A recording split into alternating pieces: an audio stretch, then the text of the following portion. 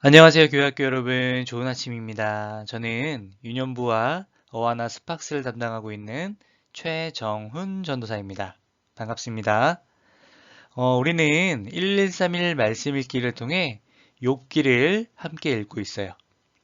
이 욥기 말씀과 사순절을 어떻게 연결할 수 있을까요? 아무 죄도 없으시면서 우리 죄로 인해 고난을 겪으신 예수님처럼 하나님께 사랑과 칭찬을 받던 욥이 사단에게 시험당하는, 고난당하는 것을 비교하면서 말씀을 읽으면 우리는 더 깊은 말씀 묵상을 할 수 있을 것 같아요. 이제 전도사님과 함께 한 주간 동안 함께 말씀을 읽고 묵상하는 시간을 가졌으면 좋겠어요. 성경과 노트, 필기 도구를 준비하고 우리 함께 말씀을 나눠보도록 합시다. 0단계입니다. 준비되었으면 함께 기도할게요.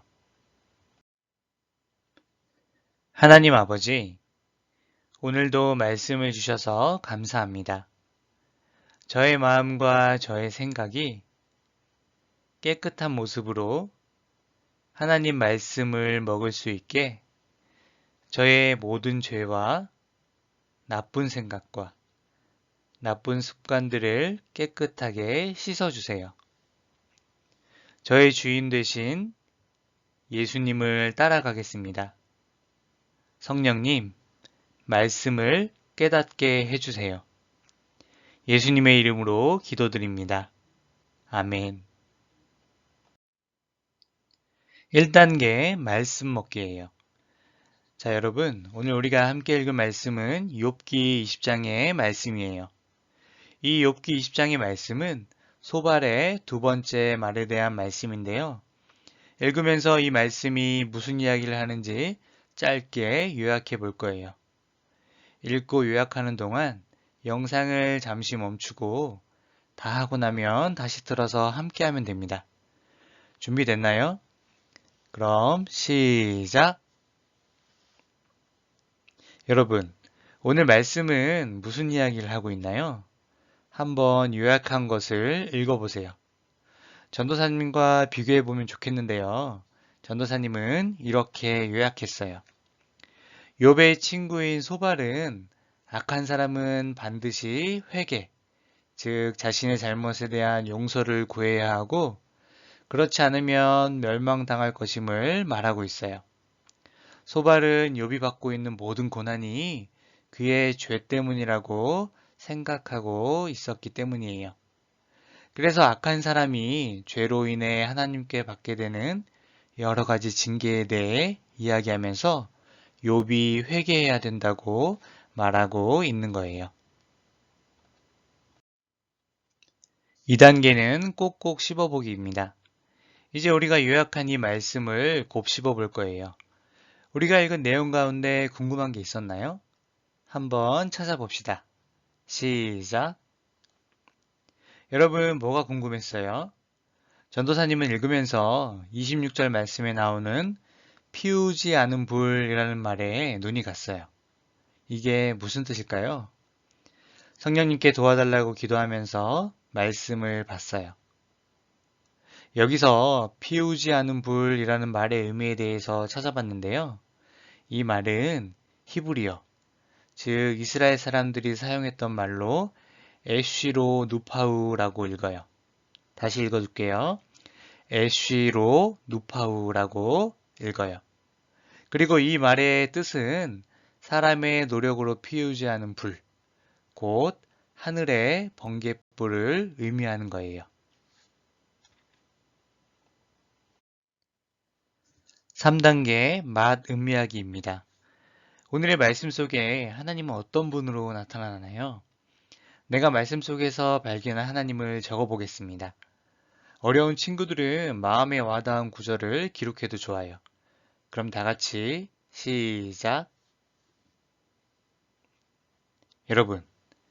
여러분은 어떤 하나님을 발견했나요?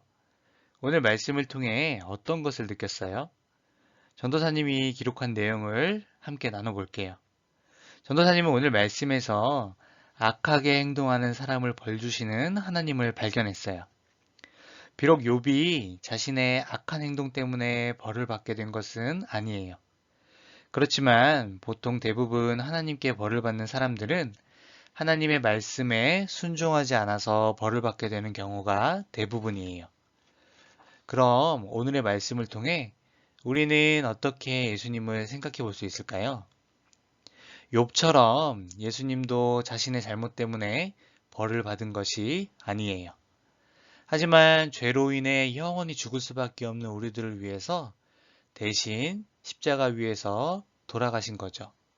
그리고 예수님께서 십자가 위에서 돌아가신 것으로 인해 우리의 모든 죄가 용서받게 되었어요. 죄를 지으면서 살 수밖에 없고 그로 인해 하나님께 벌을 받을 수밖에 없는 우리지만 하나님께서 대신 고난당하심으로 우리는 죄를 용서받게 된 거예요. 자, 이제 마지막 4단계 소화시키기예요. 오늘 우리가 먹고 씹고 음미한 것을 이제 우리의 삶으로 연결해 볼 거예요. 어떻게 하면 우리가 이 말씀대로 살 수 있을까 고민하고 실천할 내용을 기도 제목으로 적어 보겠습니다. 전도사님은 오늘 말씀을 보고 어떻게 하면 죄를 짓지 않고 하루를 보낼 수 있을까라고 고민하게 되었어요.